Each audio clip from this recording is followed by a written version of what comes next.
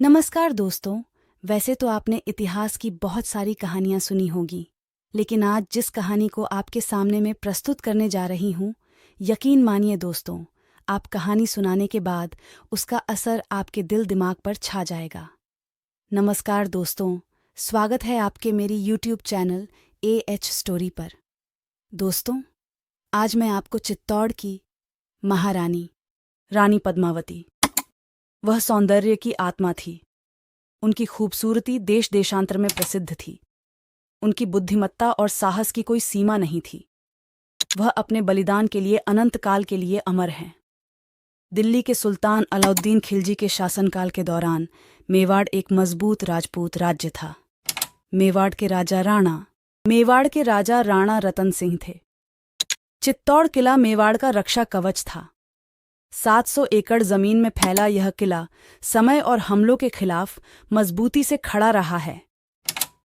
रानी पद्मावती मनोहरगढ़ के राजा सम्मान सिंह जी पंवार की बेटी थी। राजा ने अपनी बेटी के लिए एक स्वयंवर की व्यवस्था की। राणा रत्न सिंह ने मलखान सिंह, एक छोटे से पड़ोसी राज्य के राजा, को हराने के बाद स्वयंवर समारोह में पद्मावती से शादी कर ली थी। रानी के पास हीरामणि नाम का एक बोलने वाला तोता था।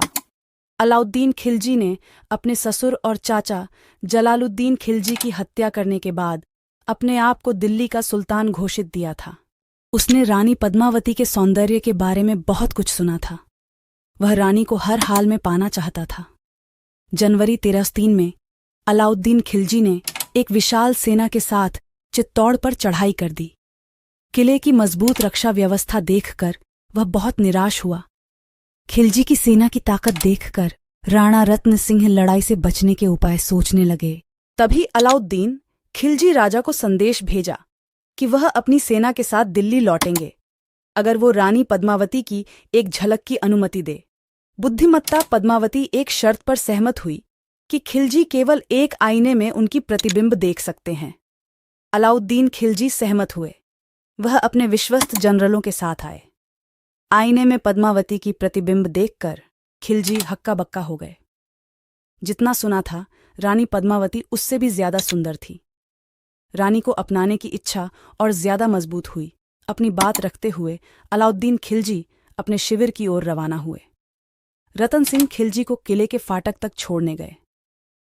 फाटक पहुंचते ही खिलजी ने छल से रतन सिंह को बंधक बनाकर अपने शिविर ले गए और वहां उन्हें कैद कर लिए। वह चित्तौड़ किले में संदेश भेजा और राजा के बदले में रानी पद्मावती की मांग की। बुद्धिमत्ता पद्मावती ने एक योजना तैयार की। वह खिलजी के पास एक दूत भेजा और कहा कि वह पालकी में अपने सहेलियों और नौकरानियों के साथ सुबह शिविर तक पहुंच जाएंगे। अगले दिन सुबह रानी ने 2 प्रमुख जनरल गोरा और बादल के साथ कई सैनिकों को खिलजी के शिविर जाने के लिए तैयार किए।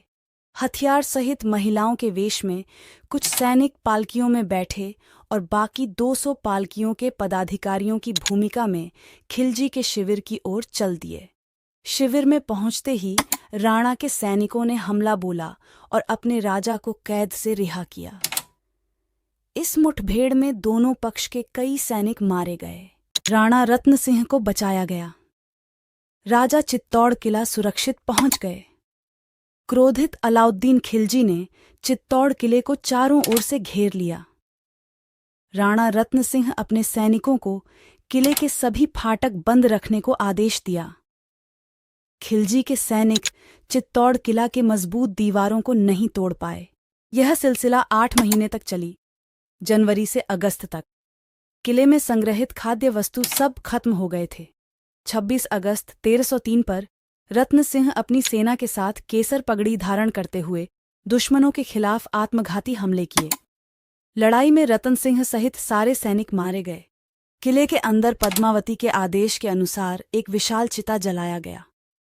रानी पद्मावती और उनके साथियों क्रूर दुश्मन के हाथों से बचने और अपने सम्मान को बचाने चिता में कूद गए। उनके जौहर प्रदर्शन अपने आत्मसम्मान हेतु बलिदान था। खिलजी और उनके सैनिक जब किले के अंदर आए, उन्हें केवल राजपूत महिलाओं के शव की राख की सामना हुई। पद्मावती और उनके साथियों की सर्वोच्च बलिदान को हमारी श्रद्धांजलि।